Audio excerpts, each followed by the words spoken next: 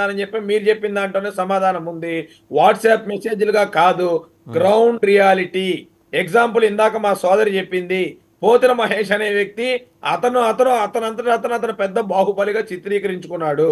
కానీ when goes to ground reality అక్కడ అసలు నిజం లేదు. అతన్ని ఆదరించే వాళ్ళు లేరు. కేవలం పవన్ కళ్యాణ్ గారి చరిష్మా చూసి ఒక 20% 30% జనం అక్కడ ఎవరైతే ఉన్నారో పవన్ కళ్యాణ్ గారి మీద అభిమానంతో ఈయన వెనక తిరగటం జరిగింది. కానీ గ్రౌండ్ రియాలిటీలోకి వెళ్తే ఈయన ధర్నాలు పెట్టినప్పుడు, దీక్షలు పెట్టినప్పుడు పవన్ కళ్యాణ్ గారి మాట తప్పి మేము రావని చెప్పారు.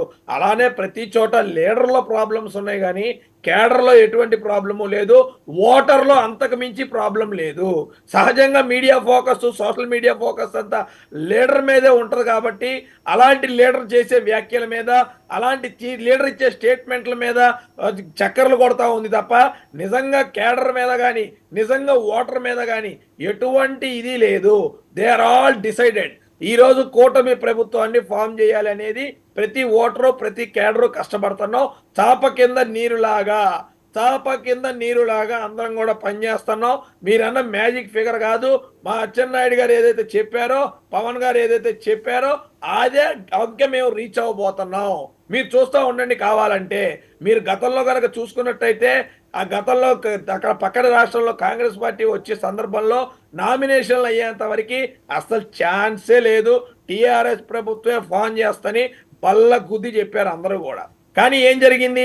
నామినేషన్లు అయ్యి 2 రోజులు 3 రోజులు ప్రచారం అయిన దగ్గర నుంచి టీఆర్ఎస్ గ్రాఫ్ తగ్గుతూ వచ్చింది. ఆటోమేటిక్గా కాంగ్రెస్ గ్రాఫ్ జరిగింది.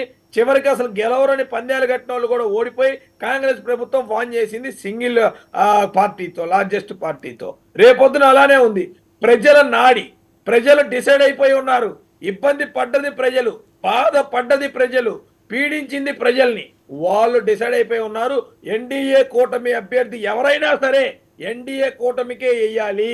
పవన్ గారు, చంద్రబాబు గారు కలిసిన బంధం ఏదైతే ఉందో, పైన మోడీ గారు సపోర్టుతో ఎన్డీఏనే ముందుకు నడిపించాలి అనే విషయాన్ని ప్రజలు డిసైడ్ అయిపోయి ఉన్నారు. లీడర్లో ఉన్న ప్రాబ్లమ్స్, లీడర్ స్టేట్మెంట్లు సహజంగా సోషల్ మీడియాలో కనబడతాయి కాబట్టి అవి నడుస్తూ ఉంటాయి. దాని గురించి మనం పట్టించుకోవాల్సిన అవసరం లేదు. ఎగ్జాంపుల్ ఇందాక చెప్పా, ఇంకొకటి కూడా చెప్తా. మా ఎంపీ కేసినేని నాని ప్రగల్భాలు పలికారు. 2 సార్లు నేను ఎంపీ గెలిచా, తెలుగుదేశం పార్టీని విజయవాడ పార్లమెంట్లో ఖాళీ చేస్తా అని చెప్పాడు. తిప్పి కొడితే 10 మందిని ఆయనతో తీసుకెళ్ళలేకపోయాడు. 10 మందిని అధికార పార్టీలోకి వెళ్ళి ఎంపీ సీట్ అయితే తెచ్చుకోగలిగాడు కానీ ఇదే పార్లమెంటుకు సంబంధించి 10 మంది నాయకులను ఆయనతో ఎత్తకెళ్ళలేకపోయాడు. అది కేడర్ అంటే. అంతే పోతిన మహేష్ 10 మందిని తీసుకెళ్ళలేకపోయాడు. అది కేడర్ అంటే. వాళ్ళు చెక్కు చెదరలేదు sir. Janasena, Telugu Desam party, BJP కూటమికి కేడరు, ఓటరు ఫిక్స్ అయిపోయారు. లీడర్ ఫిక్స్ అవ్వాలా. ఆ లీడర్ ఎవరైతే ఫిక్స్ అవ్వలేదో వాళ్ళ బాధ వాళ్ళు పడతారు. కానీ కేడరు, ఓటరు నిరంతరం పనిచేస్తాను. తెలుగుదేశం పార్టీ ఎన్డీఏ కూటమి అధికారంలో రావడానికి పనిచేస్తాం. మనతో పాటు తిరుపతిరావు గారు, అలాగే శేఖర్ రెడ్డి గారు కూడా జాయిన్ అయ్యారు. ఒకసారి ముందు తిరుపతిరావు గారి దగ్గరికి వెళ్దాం. పూడి తిరుపతిరావు గారు, బీజేపీ అధికార ప్రతినిధి. నమస్తే సార్.